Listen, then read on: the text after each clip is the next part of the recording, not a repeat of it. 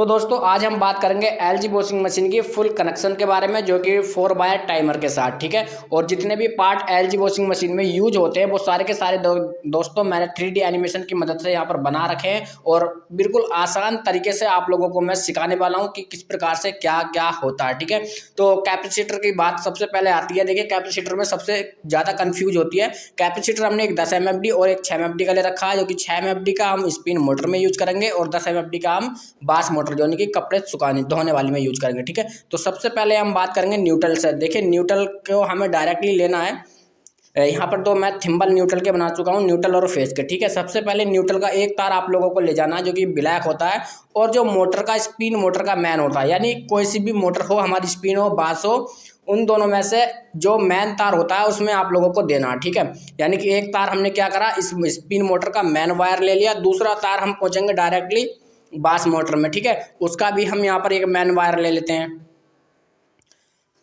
तो दोस्तों देखिए यहाँ पर भी एक मैंने क्या कर लिया, एक मैन वायर ले लिया इसका भी, ठीक है। अब डायरेक्टली पहुंचेंगे हम अलार्म में, ठीक। यानी कि सबसे पहले जो हम कर रहे हैं शुरुआत वो कर रहे हैं न्यूट्रल से, ठंडे तार से, ठीक है। अब देखिए अलार्म के 2 थिम्बल होते हैं, कोई से भी थिम्बल में हम बांध देंगे, ठीक है। यानी कि न्यूट्रल फेज में कोई नहीं होता, कोई सा भी एक थिम्बल ले लेना, ठीक। अब देखिए हमारा न्यूट्रल मतलब कंप्लीट हो गया। पहला हम फ्यूज से करेंगे, यानी कि फेज से, फेज का हमारा डायरेक्टली जाता है फ्यूज में, ठीक। फ्यूज से दूसरा सिरा निकलेगा, डायरेक्टली जाएगा कहाँ, डोर स्विच में। डोर स्विच का भी यही होता है कि एक साइड से करना और दूसरे साइड से निकाल देना, यानी कि कोई से थिम्बल में बांध दो, कोई दिक्कत है नहीं, ठीक है।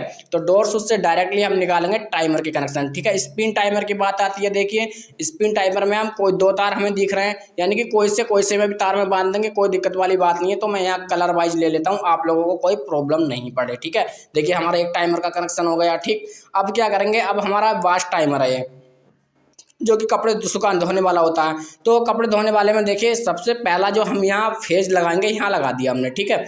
तो इसके बारे में थोड़ा मैं डिटेल से लास्ट में समझाऊंगा, ठीक। अब हमारा फेस का कनेक्शन हो चुका है। अब हम क्या करेंगे, जो कैपेसिटर होता है हमारा स्पिन का 6 MFD का, तो हम सबसे पहले स्पिन की करते हैं। 2 तार हमारे कैपेसिटर में होते हैं, 2 तार मोटर में होते हैं, आपस में ज्वाइंट कर देंगे, ठीक है। रनिंग स्टार्टिंग यानी आपस में दोनों को ज्वाइंट कर देंगे।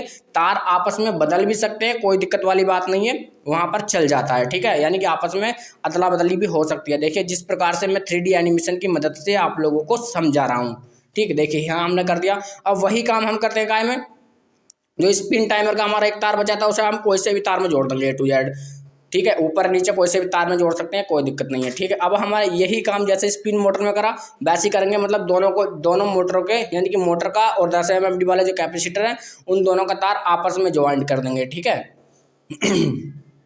देखिए अब मैं यहाँ पर मतलब ज्वाइंट कर देता हूँ।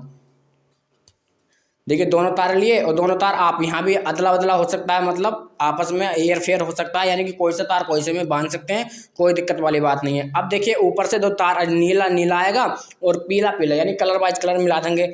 ऊपर से जो फर्स्ट तार होते हैं इधर की साइड के, वो दोनों कोई से में बांध सकते हैं, कोई दिक्कत वाली बात है नहीं, ठीक है। अब हमारा बचा अलार्म का तार। देखिए सबसे छोटा तार हमारा अलार्म का होता है, ठीक। यहाँ आपको ध्यान देना है, जहाँ सबसे छोटा तार आपका थिम्बल लगा हुआ होगा वो अलार्म का होगा, उससे मैन वाला आपका लाल हो पीला हो कलर वाइज कुछ भी हो सकता है, वही हमारा मैन होगा। बाकी 2 तार हमारे कैपेसिटर में जाएंगे। और हमारी जो वायरिंग है दोस्तों बड़ी आसानी के साथ कंप्लीट हो चुकी है, और मैं मानता हूँ बहुत ही आसान तरीके से आप लोगों ने सीखी होगी। तो आज के लिए